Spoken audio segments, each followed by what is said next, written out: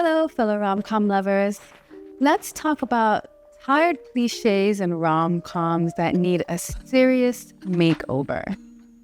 Probably. Cheating in rom-coms. It's like every time a character isn't the one, they conveniently turn out to be a cheater.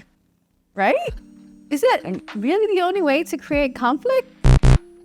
Isn't there more to a bad relationship than infidelity? As you all know, I am a big rom-com girly. My name is Camille Hugh. I'm a writer. I'm a filmmaker. I have a feature film coming out that's a romantic comedy called Trouble in Law.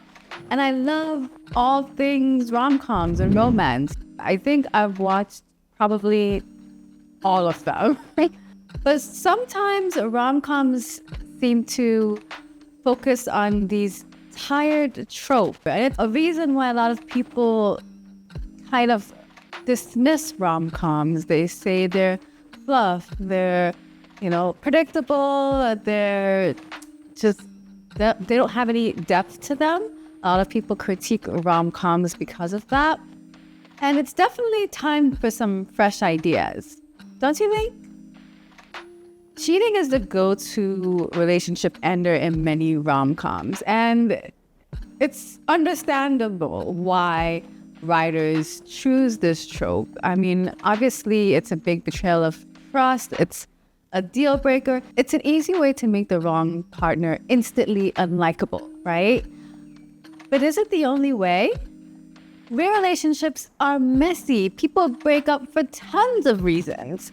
Why not explore those relationships in rom-coms? Let's see characters struggle with different values, personal growth, communication. These are things that happen in real relationships. And they're a little bit more interesting than just cheating. Sure, cheating is a huge character flaw, but it feels like it's overrepresented in romantic comedies. And this is one of the reasons why in Trouble in Law, I didn't want to turn to this, and if you've seen the trailer, and if you haven't, go check that out right now, or definitely at the end of this video. But the main character, the protagonist, Stacy, her best friend ends up divorcing her husband, and her husband's brother is who Stacy has this burgeoning relationship with, and we are trying to figure out why Stacy's friend is getting a divorce. So we're not told off the top, right? And it's slowly revealed throughout the story why they're getting a divorce, why Stacy's best friend doesn't think that, her ex-husband's brother is the right person for Stacy. And I wanted to just explore a little bit more of the complexity.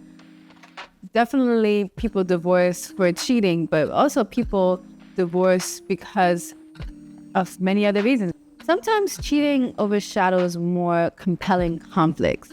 Imagine if instead of cheating, we figure out that a partner is holding the other person back, or they're not encouraging their dreams, or they're simply not growing together. That can lead to some powerful character development. And that's why I find myself more drawn to the movies that go down this route. So for example, we have movies where partners, we see that they're not meant to be with this person because they're a cheater. Forgetting Sarah Marshall comes to mind, even though I like that movie, but we find out that, he's in love with Sarah Marshall, and she dumps him at the top, and it's alluded to, I believe, that she has been cheating on him. But then there are also things like we see him being kind of depressed and in a funk, in a rut, kind of stuck. And I'm sure that was off-putting to Sarah's character, who is on the up, who's trying to achieve her goals, who's out there, who's doing stuff, who's kind of thriving while her man is kind of not and holding her back in a way. I guess like bringing her down. Although he wasn't necessarily unsupportive, he was just kind of depressed. He was depressed with his own state of life. So that is a little bit more nuanced, but cheating was a big way that we could tell, oh, he's not meant to be with this woman. She was cheating on him. And then some other movies, and actually, these are horrible examples because I actually do I love Bridget Jones, but this happens in Bridget Jones as well. She's in love with Hugh Grant's character. I mean, we kind of know he's not right for her because he's a huge playboy up the top. He's making inappropriate comments to her at work, kind of sexually harassing her, but she's into it. But yeah, she finally gets him, and it turns out that he's cheating on her. So we know he is Mr. Wrong for sure. And Darcy would never cheat, so he is Mr. Right. By the way, if you're enjoying this video, take a quick moment to just hit that subscribe button down there. Maybe slide on over, hit the like button, share, all that good stuff. It really does help out the channel, and I'm trying to build this channel up. So if you hit like and subscribe, YouTube will recommend this video to other people who belong in our rom-com lovers tribe, so we can discuss all things romantic comedies, from making them to just enjoying them. Okay, that's my sales pitch. Now back to the video. And let's not forget those characters who can't seem to resist flirting with somebody else when they're already in a relationship. This sends a confusing message about love and commitment. Can we all agree that this is just not okay? So for example, in something from Tiffany's, both characters are in relationships. And the reason, at least in the movie, apparently in the book it's a little bit different, but the reason that they're not meant to be with their partners, I can kind of respect it, Spoiler alert if you haven't seen something from Tiffany's, but in the case of, I don't remember his name, but he's from Insecure, really cute guy with hazel eyes. He and his partner, they want to live in different places. And that's a big hurdle to overcome. And it's something that I focus on in my new romantic comedy, my holiday rom-com, A Rocky Irish Christmas. That's a theme that I delve into there. And then on her side, in something from Tiffany's, this is her ex that she's been on and off again, and they're just seemingly incompatible. But he isn't cheating on her. He's kind of just a douchebag by nature. And you're meant to think, oh, they're not right for each other. But the two main characters, they're flirting and kind of falling for each other while they're in these relationships. They're hanging out together, they're spending quality time together, having these very flirtatious conversations, and kind of bordering on, emotional cheating. And so those make you feel a little bit icky, right? When you have movies like that. Oh, another comedy that I just thought of is The Wedding Planner. Jennifer Lopez is helping him plan his wedding while he's flirting with her the entire time. And it's just so icky. It's really hard to root for that love story when it starts off so icky. And sure, stuff like that does reflect real life, but it just doesn't, it's not as feel good. It's not as enjoyable when you're isn't he supposed to be getting married, or isn't she in a relationship? Why is she flirting with this guy and almost making out with him or whatever?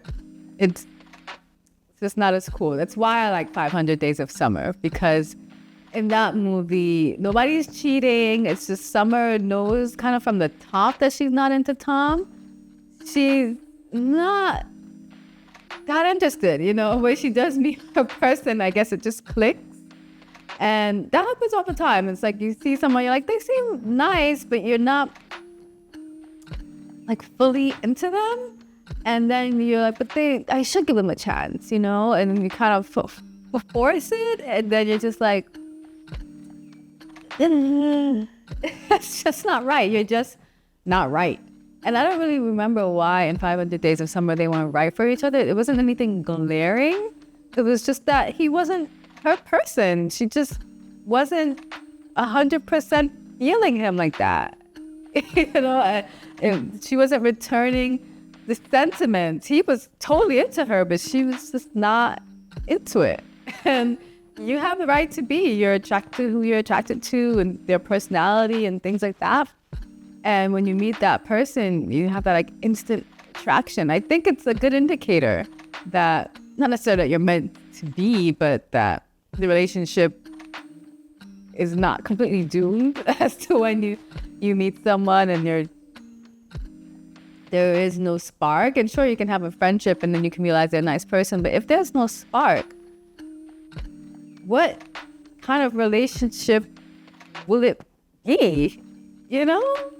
Anyways, I'm going a little bit off topic. I'm getting off on a tangent, but I definitely find myself enjoying those movies where it goes a little bit deeper, those rom-coms that are not afraid to subvert, the tropes and go in a different direction and just explore something more interesting than the cheating trope. I think in Meet Me Next Christmas, it's just top of mind because I recently watched that with Christina Milian. In the beginning, she's in a relationship, and the way they subvert this, the way they get around this trope is she does have a boyfriend when she meets this guy that she's going after, but she's like, are you looking for the demise of my relationship? She has a spark, a connection, but she's not entertaining it, which is, I think, if you're going to do it while they're in a relationship is the right way to do it. After we skip to a year ahead and then he's cheated on her. So she's like, oh, he's not the one. And there could have been a different reason, And it's not to say, like, I do have cheating. So it's not that you can't have any cheating in your rom-coms. I have it. Spoiler alert. I guess I'm spoiling my own movie. In, tie-in, like, minor characters in my films. But I just never wanted to be the main reason that we see this guy isn't right for our protagonist. Why? Easy, because he cheated, It's just not as interesting. And humans are so much more complex and interesting than that. A lot of people can relate to the relationship ending, not because of cheating, but because of something else. And those are kind of the topics that are not as explored in romantic comedies, and that I think it's a disservice, it's a shame. Cheating exists, it happens. I'm not saying that, but the overwhelming portrayal of it in rom-coms.